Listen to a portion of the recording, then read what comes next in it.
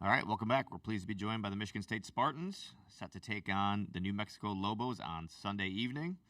Michigan State student athletes will be available until 4:15 p.m., and then we'll continue with a media session with head coach Tom Izzo for the following 20 minutes. With that, we will open the floor for questions. Please raise your hand so we can get you a mic and speak into the microphone as these press conferences are being transcribed. We'll start on the right side. Over this way, guys.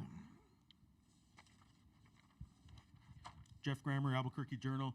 I'm curious, when you have such a quick turnaround, what's the start? I'm not asking for the details, but what's the start of the scouting report for you guys when you're introduced to New Mexico?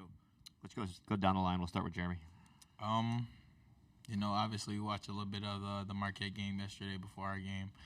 They got a lot of good guards, athletic, good big man. So kind of all-around team, and that is kind of going to be a little bit like Bryant, just in some different areas. Jaden? Yeah, we saw they was a talented team yesterday when they played Marquette. Right after our game, we went to the hotel and started watching more film on them. So I feel like we're pretty familiar with them. Trey? They're a transition team, so we're gonna have to get back. So they just play fast and they go to the boards. And then Jace? We know that they got an all-league guard. He was top in his conference, so we know that he's going to come in and play super hard. And they got 6-7 other guys that can do a lot of things. So it's going to be a task, but we got to be up for it. Back to the second row, I think. Thomas Cobb with the State News. For Jaden, this is a different matchup for you. Dent versus Tanji, or more of a physical specimen like Earl Timberlake. In what ways can that be more difficult, adjusting on such short notice to more quicker, faster guard? Yeah, I mean, like you say, he's a quicker guard, really good with the ball, really good speed, pace, I mean, that's why he's top in the league. But I'm confident in my abilities, and I'm just looking forward to it. Middle, third row, guys. Justin Williams from The Athletic, maybe for everybody except Jay since he's a freshman, but people always talk about Coach Izzo's intensity. Have you seen him coach with more joy this season, though? Jeremy? I mean, I guess you can say that since we're winning a little bit more this year. But, yeah, I guess, the intensity picked up definitely when certain games, he kind of let you know and what it is before the game, no matter the opponent, what he think. And he's, kind of blunt. He's going to tell you what it is. Jaden? Yeah, I feel like, he's been having a lot of joy with us. Like you said, we winning, so that definitely plays a part in it. And I just feel like we're a good group to be around. And then Trey. Yeah, I mean, we're just winning, so Coach just laughs, jokes with us. So yeah, we're kind of close with Coach. So 2 rows in front.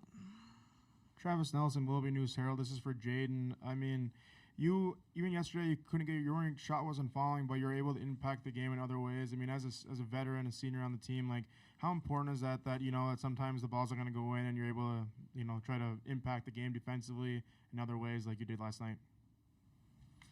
Yeah, I mean, I feel like that's been a story a lot this season. I'm just trying to impact the game other ways if I'm not scoring the most or shooting the best. So I feel like it's something I always am going to do. I'm going to play hard regardless. Graham, second row.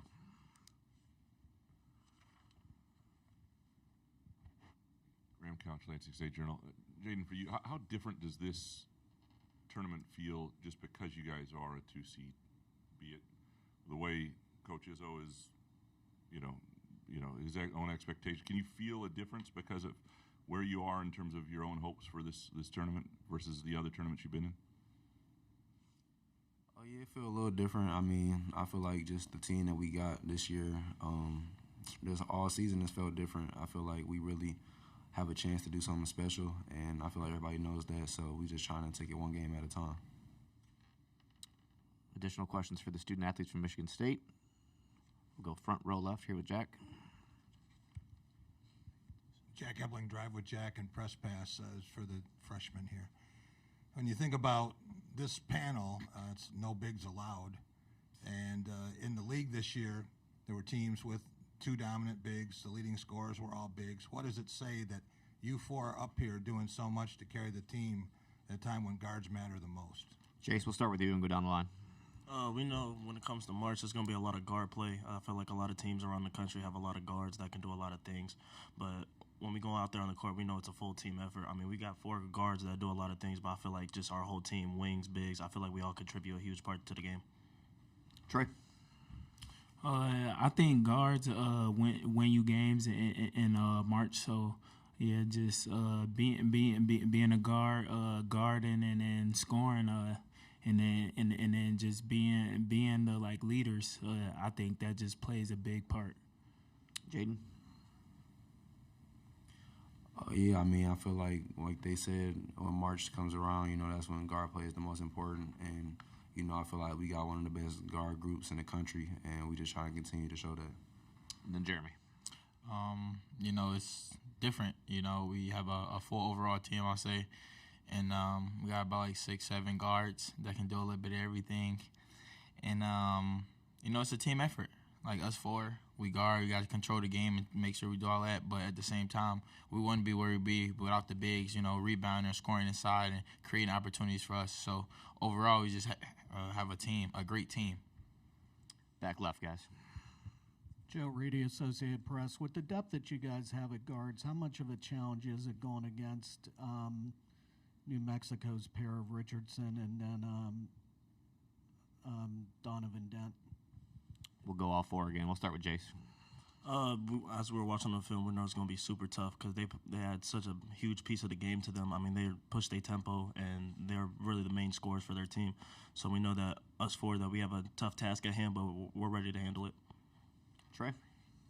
Yeah, I just feel like throwing different like guards at them is like gonna like frustrate them.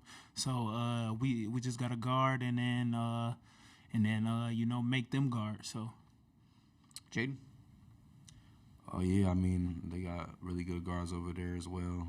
We saw that on display last night. So I feel like we're confident in our abilities, and we're gonna do our best to slow them down. And then Jeremy.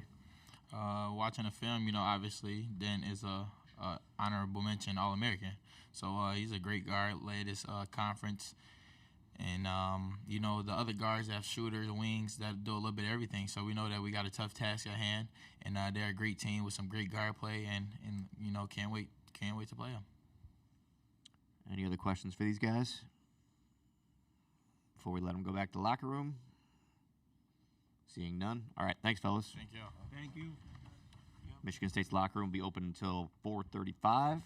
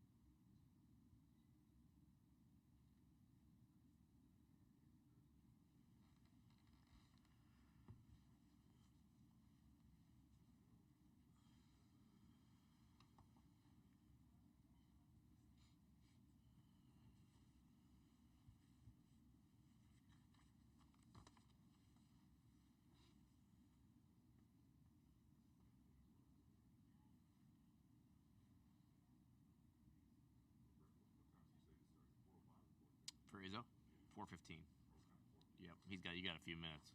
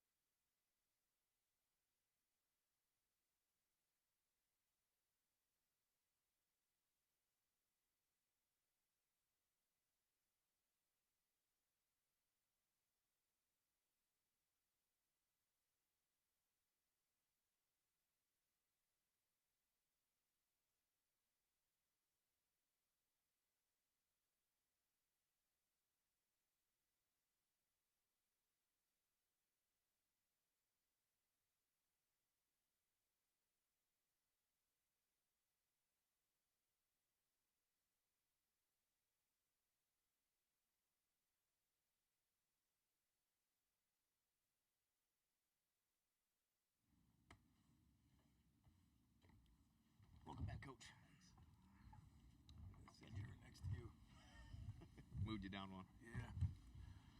I don't blame you. All right, we will wrap up today's press conferences with Tom Izzo, head coach of the Michigan State Spartans. They will take on New Mexico in the round of 32 on Sunday. Coach, you want to start us out with an opening statement about tomorrow's game, and then we will get to as many questions as we can. Yeah, well, we're excited about it. Anytime you advance in this thing, it's a good thing.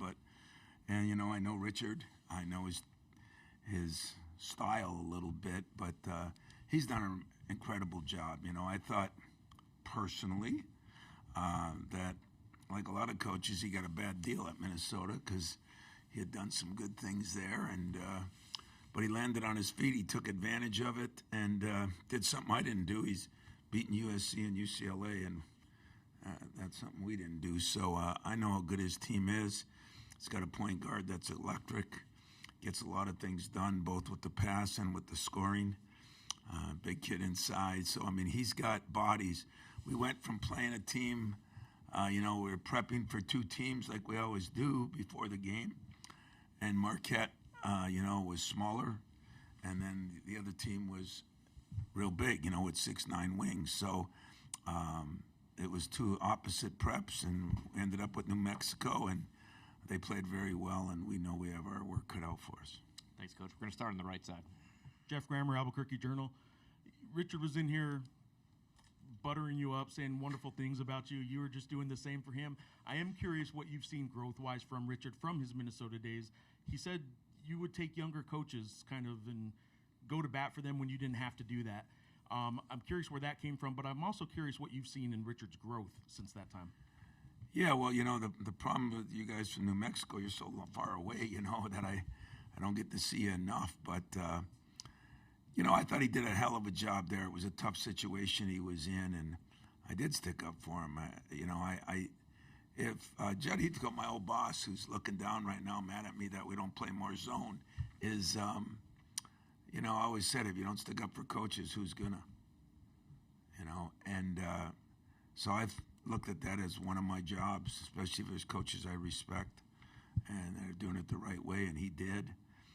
Of course, I know his dad, but when he was in the league, it was fun to talk to him. How do I think he's grown? I don't know on a day-to-day thing, because I know this: he's winning more games, and at a high level, and he's been consistent with that. And so, yeah, I don't think buttering up is a good word.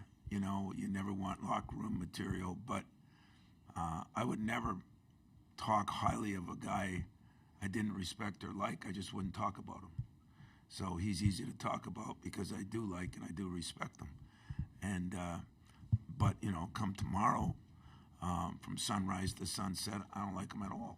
And don't let him kid you. He don't like me either. And but as long as there's respect, that's all that really matters. We got three on the left side, Coach. We're going to start in the front row. Chris Solari, Detroit Free Press. Tom, I'm wondering about the ability that this team has shown, like a lot of your older teams, to play in the half court the way they do and as physical as they do, but also get out and run at the pace they do. Over 30 years, how rare has that combination been to get at this level on both ends? Well, I don't know that. It's been pretty natural and normal for us. I'll never forget the first the only championship, the only national championship.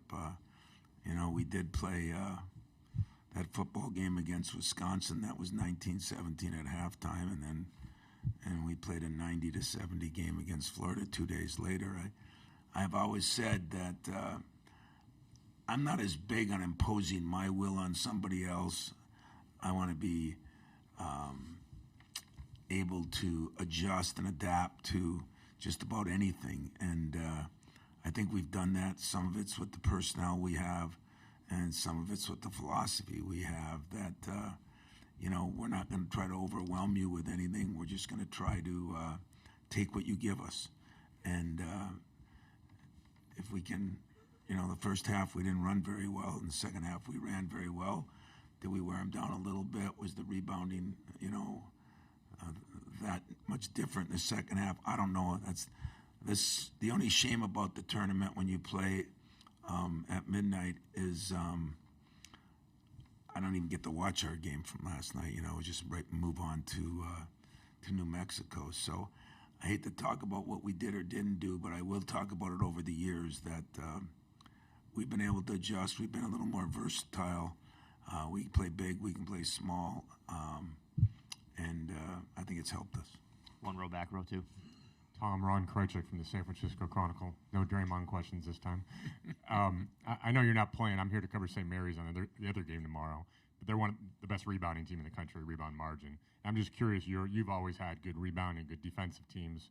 What goes into that? I mean, size obviously helps, but what makes a good rebounding team beyond size and strength? Well, I think toughness and aggressiveness helps more than size. I mean, my first couple years, we weren't very big at all. And I remember one time, my second year, I think it was, we had 26 offensive rebounds against Arkansas when they were really good.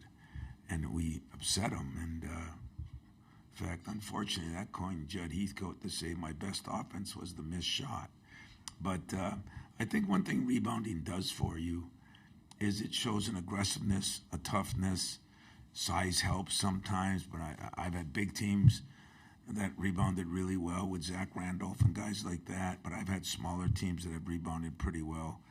Like really the one we had yesterday on the floor a lot was a smaller team, and so I think it's just the culture you build there. Randy's built an unbelievable culture. They've been so solid, so good defensively, and this year was one of his best. I watched all 3 games when they played Gonzaga. They were great games. In fact, last time I talked to him, I was at a game of Draymond's a couple years ago, and he was there, and we sat next to each other, so it was pretty cool. I have a lot of respect for him, too.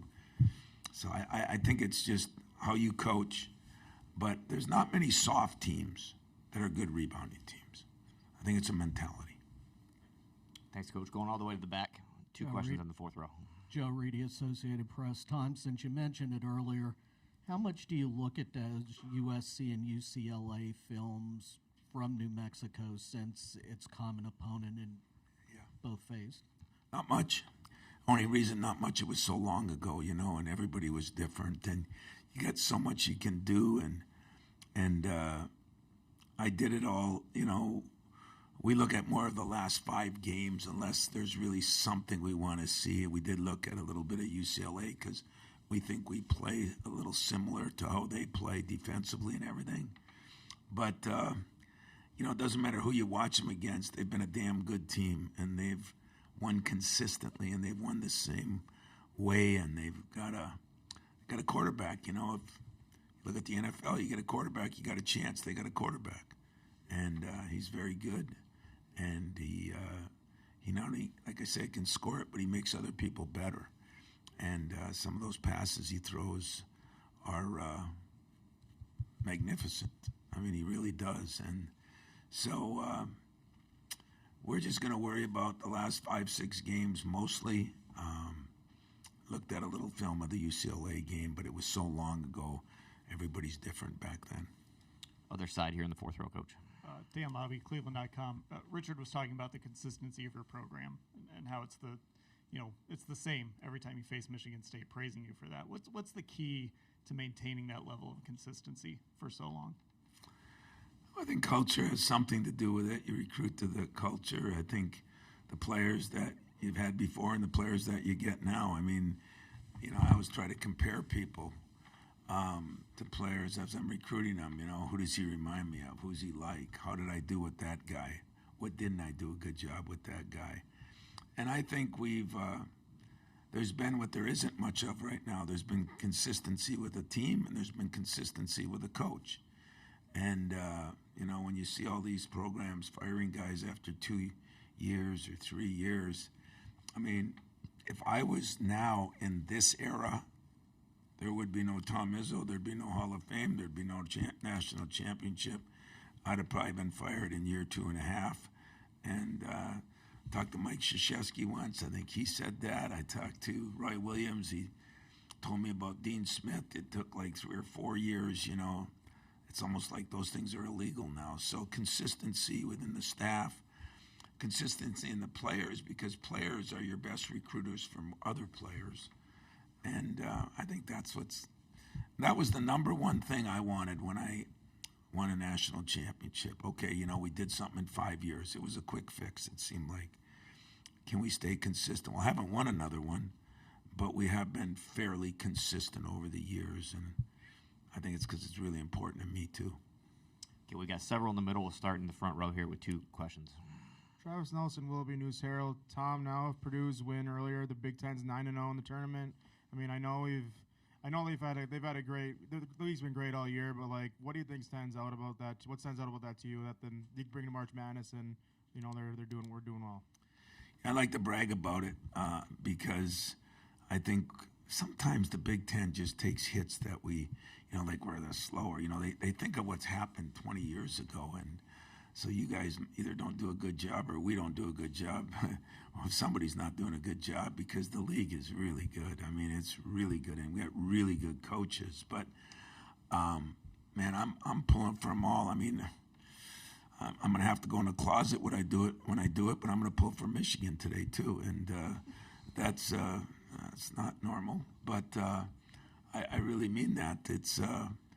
It's good when our conference does well. I think it helps our conference in a lot of ways, and I'm a Big Ten guy through and through, and so I'm excited that we're 9-0. Now I will say this: don't get fooled that it's this, that, and the other thing. I mean, this whole tournament is about matchups more than it is about who's the best team. I mean, sometimes you just don't match up with certain teams, and it causes problems no matter what their seed is. And sometimes teams get hot. It's not like football where eventually you wear somebody down. The ball's got to go in the basket. The puck's got to go in the goal. Our 2 sports are different in that respect. But I think I'm happy for our league. Like I said, I'm a big Ten fan. On the end here. Jim Comparoni, SpartanMag.com. You've coached a lot of great rebounders over the years. You've emphasized rebounding as well as anyone in the history of the game in recent decades. You're going against a good one tomorrow, Nelly Jr. Joseph. When you see him on film, I'm guessing you're impressed. What are your thoughts about him, and what do you have to do tomorrow for him? I am impressed. He's a bull in a china closet. He's tough, he's strong. At least that's what he seems on film.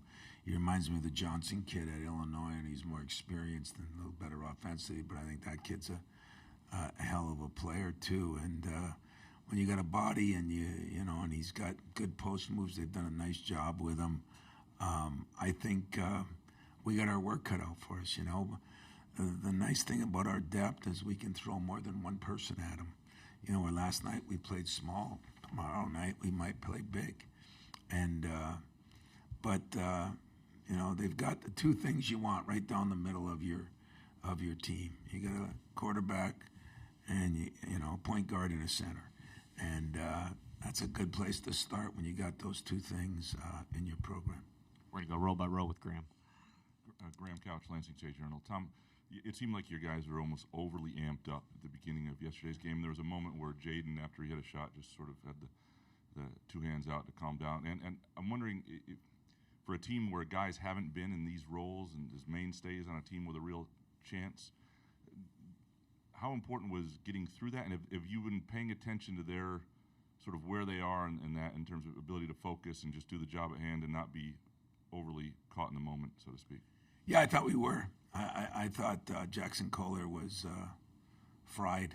I mean, he was tired so quick, and I thought Shaman was. I've never seen Jay shoot a 4-foot ball that didn't draw iron. I mean, we were a little bit, and that didn't bother me. The missed assignments bothered me, but that didn't bother me because,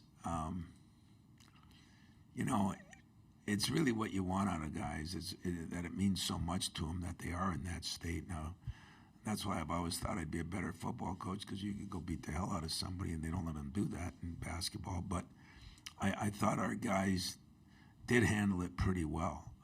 They talked about it in the huddle. I talked about it in the huddle, and I thought the experience of all those tough games would help them. And you know what? That's the beauty of this tournament. I mean, we played 8 games in a row against good people on the road, at home, in front of some of the best crowds that we played against in years.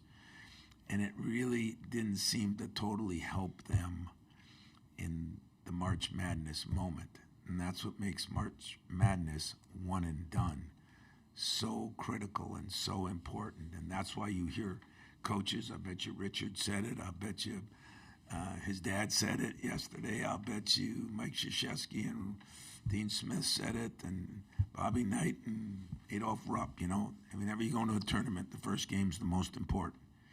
And, you know, I tricked my guys. I told them that. I said it.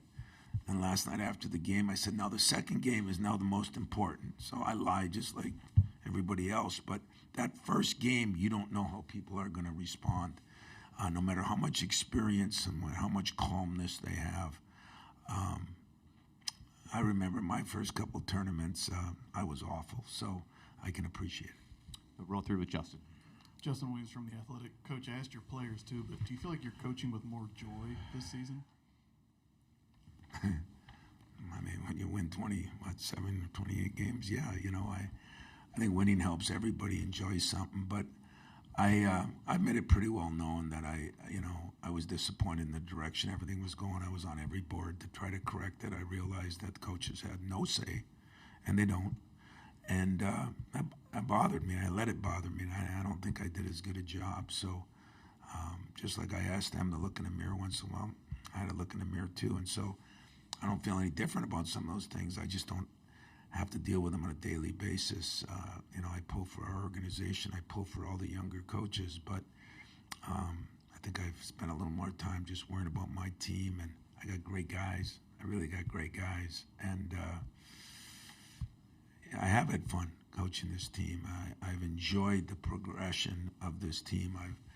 It's not been easy. If you think it's easy to play 10 guys, you're crazy. You know, you get a lot of people mad at you when you're playing 10 guys, but as long as the guys buy in, and they have, that's what's been important. 2 questions in row 4, Coach. Let's start with Sean. Sean Windsor with the Detroit Free Press. Tom, Jaden was in here earlier talking about affecting the games in other ways when his shot's not falling. And as Graham just mentioned, he hit the early bucket last night, what I thought was a pretty big 3, and then the motion to calm down. Can you speak to the value of that and him finding those moments and those ways as a senior? You know, Jaden Akins is, I've said it to our media a million times, he's a 37 or so, maybe even higher percent three-point shooter over his career. And, you know, he struggled for some reason. I mean, and if you were with us on a daily basis, you know, it frustrates me because I know how good we'd be if he was hitting. I mean, he had some great shots last night. What I've really appreciated about him, number one, he works on it morning, noon, and night. And number two, it means something to him, morning, noon, and night. And number three, he said, I got to do more to impact the game. He's become, I mean, he made the all-defensive team. I mean, that's not where he was.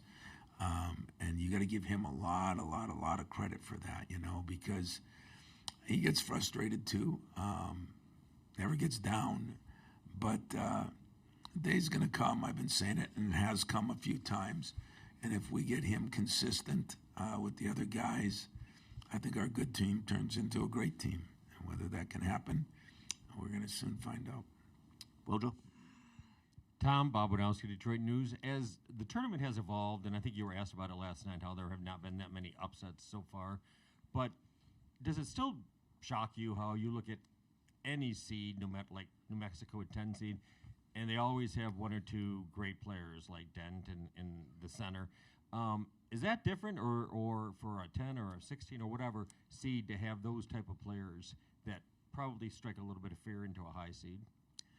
You know, it's funny. My assistant, Doug Wojcik, says to me every day, there's a lot of great players out there everywhere. And I think there's right. I mean, I had two players that got drafted. It was the third round at Northern Michigan. You know, I had centers that were better than some guys I've had here. There's a lot of good players in Division II, lower Division I. I don't consider New Mexico in that frame of lower of anything. But, you know, two things have happened. I think one of them is everybody wants to go somewhere where they're going to play immediately. And two is we're getting so many transfers in 50-year and 24 and 25-year-olds that they're better too. So you're going to see a lot of teams with better players. And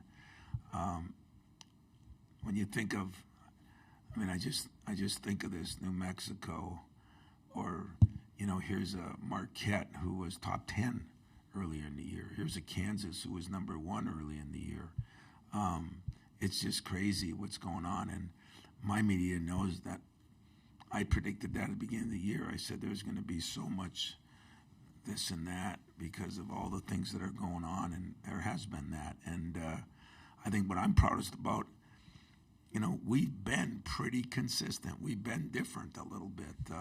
Even our losses have been close losses. And so, no, it doesn't surprise me. There's good players. There really doesn't. What's worse is when a player isn't great.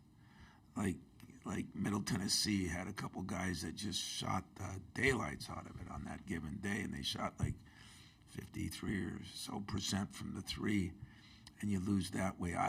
I don't think. I mean, I'm looking at Gonzaga as an 8 or 9 seed. They've been to more Sweet 16s than any of us in a row. So if they want parity, I think parity is here. And I think there's a lot of good players out there, and New Mexico, unfortunately for us, has a couple really, really good ones. Last question in the back left, or I'm sorry, middle back. Connor, you're good Detroit News. Tom, a year ago, Blake Lampman was on the Oakland team that pulled an upset in the first round, was in this spot as a player. Now he's here as a GA, and I'm curious, what impact has he made on your team this season?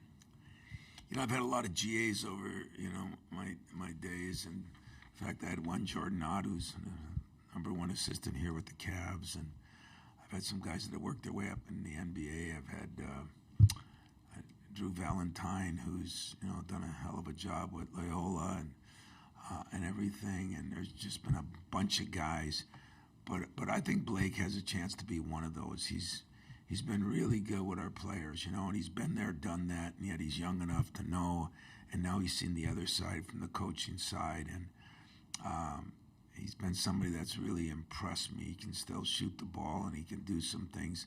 He relates really well with players, and I think he gets credibility for what him and Coach Campy and the rest of that group did on their run. And so he's been right up there with some of the best I've had, and I've had some damn good ones. So I'm pleased for him. I think down the road it's going to get better and better, and he's helping us a lot because the players respect and enjoy him, and he works. I mean, he works relentless hours. He works. Thanks, Coach. Best of luck tomorrow. Thanks, guys.